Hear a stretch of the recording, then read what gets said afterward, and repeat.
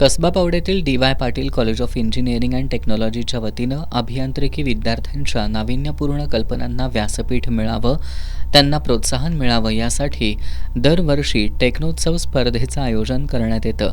यंदाच्या टेक्नोत्सवचं उद्घाटन मान्यवरांच्या हस्ते रोपाला पाणी घालून करण्यात आलं. यावेळी प्राचार्य doctor Santosh Shede, registrar LV. Malde, conveners doctor Kapil Kadam, doctor Prashant Jagtap यांची प्रमुख उपस्थिती होती. कार्यक्रमाचं प्रास्ताविक डॉक्टर कपिल कदम यांनी केलं. यामध्ये त्यांनी ही स्पर्धा एकूण 29 इव्हेंटमध्ये होणार असल्याचं सांगत यामध्ये महाराष्ट्र आणि कर्नाटकातील 1500हून अधिक विद्यार्थी सहभागी झाल्याची माहिती दिली.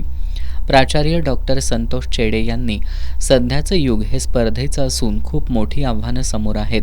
सध्या जगात झपाट्यानं टेक्नॉलॉजी बदलतीये. आपल्याकडं अफाट बुद्धी आणि प्रतिभा आहे. त्याचा नवतंत्रज्ञान निर्मितीसाठी वापर करावा असं आवाहन त्यांनी विद्यार्थ्यांना केलं.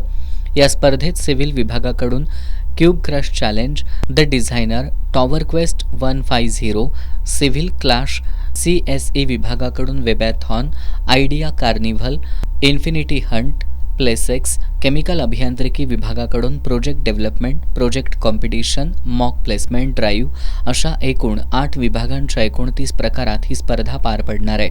या सर्व प्रकारातील प्रथम, द्वितीय, तृतीय क्रमांकाच्या विजेत्यांना बक्षिसं देण्यात येणार आहेत. या बक्षिसांची एकूण रक्कम 2.5 लाख रुपये इतकी आहे.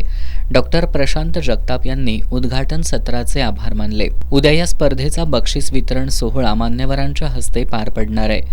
या स्पर्धेसाठी संस्थेचे अध्यक्ष डॉक्टर संजय डी पाटील, उपाध्यक्ष आमदार सतेज डी पाटील, विश्वस्त माजी आमदार ऋतुराज पाटील, पृथ्वीराज पाटील, तेजस पाटील, डी.वाय. पाटील ग्रुपचे कार्यकारी संचालक डॉक्टर A.K. गुप्ता यांचं मार्गदर्शन लाभलं. यावेळी विद्यार्थी समन्वयक आदित्य पाटील, ऋतुराज भांडारपुरे यांच्यासह स्पर्धक, विद्यार्थी विद्यार्थिनी मोठ्या संख्येनं उपस्थित होते.